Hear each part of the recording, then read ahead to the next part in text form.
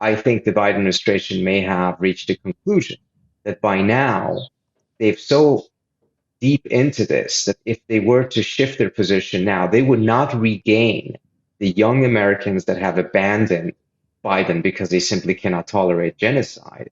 And he's not going to win them back. But if he shifts, he may lose some of the people that he's managed to retain or what he's managed to attract, at least in terms of donors. So I think he's put himself in a very bad position. I think this was quite predictable. There was a frustrating call between Biden and Netanyahu just the other day. And all Biden is asking for is for the Israelis to release the money to the Palestinian Authority. He's not really asking for anything really big, any consequential thing in terms of the war. And Netanyahu was apparently not particularly susceptible. But how can Biden be surprised? He's known Netanyahu for 25, 30 years. He knows exactly that this is what he would be doing. He knows exactly that at the point when the United States finally comes to the realization that he has to put a stop to this war, guess what? Netanyahu will blame Biden domestically in Israel and say the reason why we didn't win this war is because of Biden. And that will be played in the American elections in November next year. And all of the support that Biden thought that he was going to gain by taking this very strong pro-Israeli stance is going to be washed away by Netanyahu's own statements blaming Biden for the loss of the war. Yeah. So I just have a really hard time seeing how the administration thought that this was going to work out. Well, I just think they were taken off guard. I mean, I think that this has always been for 75 years, the play has been side with Israel, whatever, side with Israel. And suddenly, and the American people always supported it, and it was politically popular. And now suddenly it's not. And so I think they're just taken off guard. I think that they're just like dumbfounded with, oh my gosh, they really miscalculate. I think you're quite right. Yeah. And I think the other thing that they're miscalculating is that they're seeing that the young voters are abandoning Biden, but they think it's okay. Come November, Trump is going to be out there. Abortion, other issues are going to bring young voters back to Biden. And I think that is true to a certain extent. Some people will. What I think they're miscalculating, though, is that for a lot of young Americans, the Gaza war, the manner in which the Israelis have done this, the manner in which Biden has given them all the enabling that he could, this has been a formative experience for a lot of young Americans. The first major formative political experience was George Floyd. This is George Floyd internationalized, which means this is not something that they're easily going to forget. And on top of that, this issue is still going to be around for another 6 months, given how Israel is handling this war. And as a result, it's going to be really difficult to forget. And I think that's going to end up costing the Biden administration tremendously and potentially cause him to lose the election as well. Yeah, and this is, I think we've all been conditioned since birth, particularly since World War II, to understand that the worst atrocity in the world is genocide. That is what we have been conditioned. That's worse than anything that could happen to any group of people is genocide. So I think you're right that this is a very transformative and formative event for younger people. They're witnessing their once in a generation event that they want to stop. They're seeing it happen in real time, and they're saying we cannot allow this to happen. They're living in the era of World War II. It's like they've been transported to World War II, and it's a what would you do moment. Would you stand against Holocaust, or do you ignore it like so many did for so long? And I think that's what they're viewing, how they're viewing this, because it looks very similar.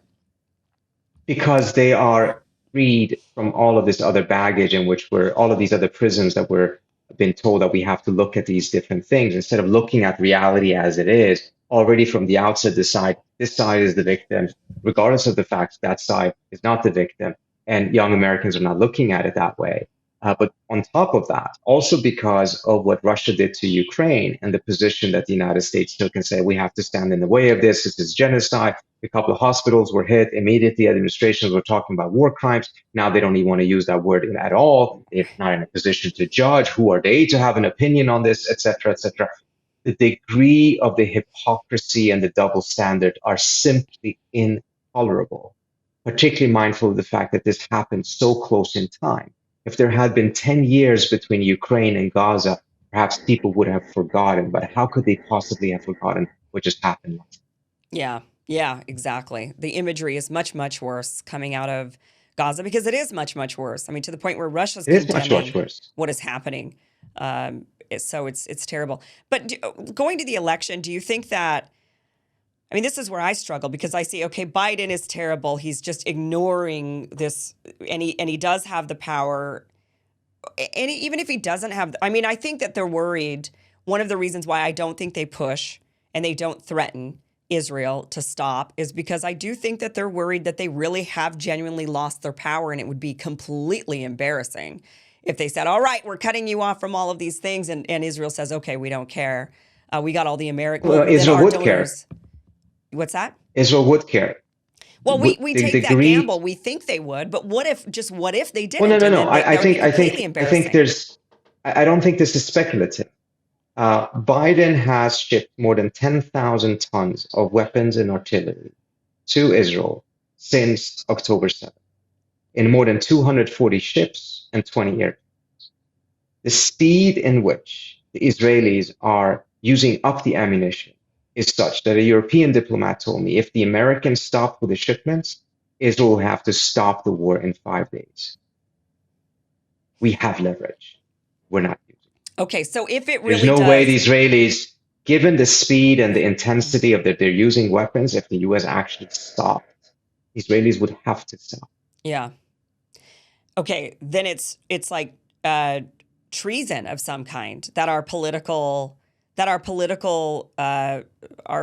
class is so in bed with a foreign country that they're willing to do what's best for that foreign country and not what's best for the American people. Do you think Trump would be any different, or would he be worse in this particular conflict? Trump is so unpredictable, it's really difficult to tell. I spoke to a Right. person who is close to the Trump circles and understand their thinking quite well. And without joking, he said, look, he can imagine that Trump himself would have entered the war on week one, or that Trump would have called the head of Hamas, the head of Hezbollah, and Netanyahu and said, hey, why don't you all come over to Mar-a-Lago and let's work this out.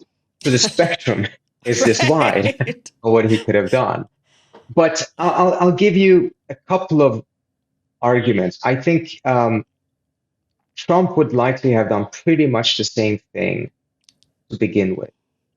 However, I think after 3 or so weeks, he would grown tired of it. Right. And I think he would have, compared to Biden, taken the escalation risk much more seriously. Because Trump was very disinclined to go into any war that he did not see benefiting him politically. Mm-hmm. And let's say that he was in his first term and he actually had a second, he had an election coming up. Do you think he would be looking at these polls and be like, I don't care? No, I Right. think he actually would be extremely worried about it. He always wanted to have an exit plan. He never wanted to go into any major, large military confrontations, despite his rhetoric and all the stuff that he was saying. So I actually think after 3 weeks, he would probably have gone in a different direction because he would have worried about the escalation risk and about the risk of the US getting dragged into war, whose exit he couldn't see and whose, most importantly, whose political benefit for him he could not see. Right. And as a result, I actually think that there's a likelihood that he would have handled this differently. It's interesting. I think the biggest benefit of Trump is the fact that he is such a narcissist. I mean, he wants to be popular. He wants to be liked. And actually, that's how a politician should be, right? Instead, we got all these politicians that are bought off by different lobbies, and it's not the voter, it's not the people who are controlling the politicians' behavior. It's instead these other forces behind them, because that's what, they're looking for, all of these other things. Trump, on the other hand, isn't bought off by all of those lobbies. He doesn't seem to care. He's like, oh, thanks, yeah, whatever. He cares more about being liked. And as a politician, that's almost a better thing, because then whatever's popular with the people, he says, oh, the people are chanting, they want this. This is what they want. Well, then I'll do that and I'll be popular and they'll cheer. That's almost a benefit when it comes to a politician. That's how they should be. So maybe he would be seeing the To outcry. extent, yes, but I mean, there's also really tough decisions that I mean, look, for us to really be able to deal with climate, we're going to have to do things that people are not going to be happy about. And so far, we see no politicians having the courage actually pushing for those type of things. But I take your point, and I recognize that particularly in this type of a scenario, Trump knew very well that anti-war sentiments, particularly in the Republican Party, is a Yeah. key reason as to why he came to power. And he would be very careful not to gamble that away and suddenly turn around and be something else. And remember, take a look at his record. He made all kinds of threats and he used the worst language and spoke in a way that was extremely dangerous in my view. But when push came to shove, the only times we saw him actually take military action was when he thought that it benefited him politically, including the Right. assassination of Soleimani. Here, a year before the election, I don't think that he would see those type of things. And I think that would have caused him to act differently. Yeah. Whereas Biden uses soft language, it's the opposite, right? Uses soft language, but then ultimately here we are sitting in two major proxy wars at the moment that are, Certainly, certainly. yeah, And one thing about his soft language, though, I think one area in which Biden, I don't know if he doesn't have the empathy or if it's all part of another political calculation, but he seems to have a great difficulty expressing empathy for the suffering of the Palestinians. And he has been repeating on more than two occasions things that his own staff said were lies. I mean, this claiming that he saw the pictures of beheaded babies. right.